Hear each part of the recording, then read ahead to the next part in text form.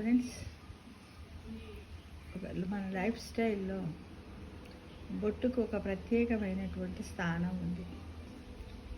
స్త్రీలు కానీ పురుషులు కానీ హిందూ ధర్మాన్ని పాటించే ప్రతి ఒక్కరూ కూడా నుదుటన అంటే నొసటన బొట్టు పెట్టుకోవాలి. అదే మన హిందూ ధర్మానికి హిందూ తత్వానికి ఒక ప్రతీక అంటే ఒక గుర్తు లాంటిది అనమాట. బొట్టు లేకుండా ఒక హిందూ ఉన్నారంటే అది వారి దౌర్భాగ్యం అనుకోవాలి.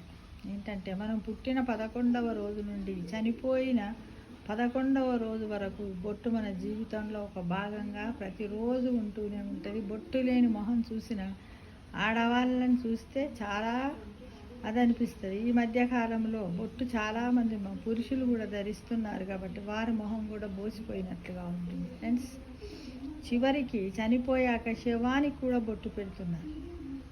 నువ్వు ఏ రకం బొట్టు అయినా పెట్టుకో, కానీ నీ నుదుట బొట్టు ఉండాలి.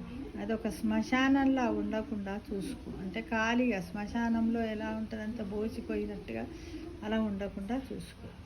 నీ నుదురును ఖాళీగా ఉందంటే దరిద్రానికి చిహ్నం అని అనుకో.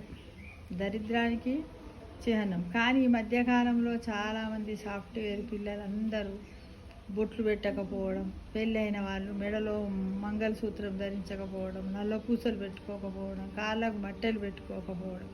లేదు లేదు లేదు కాబరాడు అక్కడిక్కడ ఉన్న వాళ్ళైతే అక్కడ ఎవరు పెట్టుకోరు అని అంటే, అక్కడ పెట్టుకోకపోతే వాళ్ళేమన్నా మిమ్మల్ని పెట్టుకుంటే వాళ్ళేమన్నా మనకి ఇబ్బంది అవుతుందని పెట్టుకోవద్దని చెప్పారా? లేదు.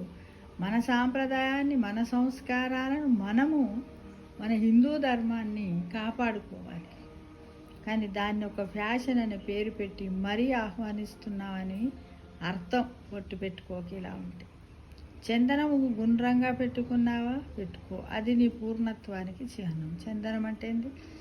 ఆడవాళ్ళేమో గంధం పెట్టుకుంటారు కదా, మగవాళ్ళు దాన్ని పైకి పెట్టుకుంటారు. అది దేనికోసం అంటే పూర్ణత్వానికి చిహ్నం. అంటే నువ్వు సంపూర్ణంగా హిందూ ధర్మంలో ఉన్నటువంటి సాంప్రదాయాలన్నింటిని కూడా పాటిస్తున్నావు అనే దానికి ఒక చిహ్నము, ఒక గుర్తు అని మన బొట్టుకు చాలా రోజుల నుండి మన పూర్వీకులు మన ఇతిహాస గ్రంథాలలో కూడా రాశారు ఫ్రెండ్స్. కాబట్టి బొట్టుకు ఎంత ప్రత్యేకమైన స్థానం ఉందో మనం అందరం తెలుసుకోవాలి.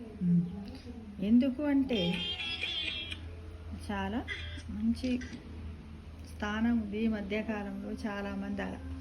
ఒకప్పుడు బొట్టు ఎలా అంటే మన అమ్మ వాళ్ళు అయితే నుదుట కుంకుమ పెట్టుకునేవారు. ఆ కుంకుమను పెట్టుకునే ముందు ఒక వ్యాజిలేనని ఉంటుండే, దాన్ని ముందు పెట్టి దాని మీద ఇప్పుడు ఇవాళ స్నానం చేసి బొట్టు పెడితే మళ్ళీ రేపు స్నానం చేసే వరకు ఉండేది. ఒకవేళ వాళ్ళకి చెమట గారి స్నానం చేసి మళ్ళీ మొహం కడుక్కున్నా మళ్ళీ సాయంకాలం పూట పెట్టుకునేవారు. ఇప్పుడు ఉన్నారు చూడాలి, అసలు వాళ్ళు స్నానం చేసి ఉన్నారా, వాళ్ళు చేయకుండా ఉన్నా ఏమీ తెలియదు. ఏదో ఒక టికిలీని వేసేసుకుంటున్నారు.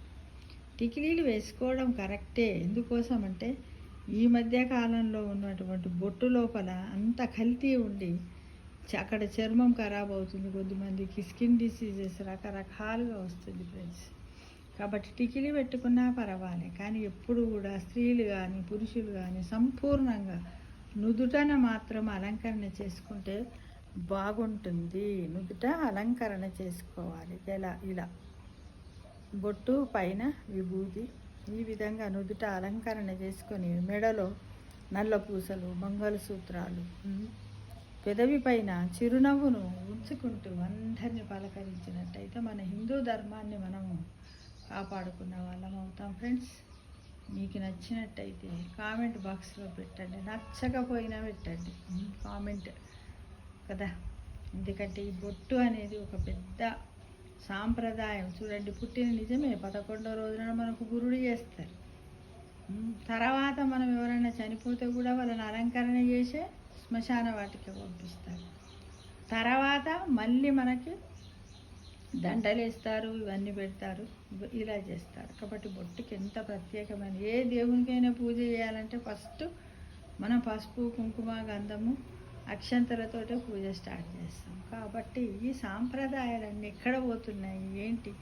ఒక్క నిమిషం ఆలోచించండి ఫ్రెండ్స్. మన మనసు ఒప్పుకుంటుంది. ఎవరో అవసరం లేదు మనకు, ఎవరో మనల్ని ఇది ఫ్యాషన్. ఏం ఫ్యాషను? ఫ్యాషన్ అంటే ఏంది అసలు? నీకు నచ్చినట్టుగా నువ్వు ఉండాలి కానీ ఇతరులకు నచ్చినట్టు ఉండాల్సిన అవసరం లేదే మనకు. మనం ఎలా ఉండాలి? దారి పట్టుకొని పోతుంటే 10 మంది అందరిని చూసినట్టు మనల్ని చూడాలి కానీ ఆ 10 మందిలో మనల్ని వేరుగా చూశారనుకోండి, అప్పుడు మనది ఏమి ఏడ్చింది?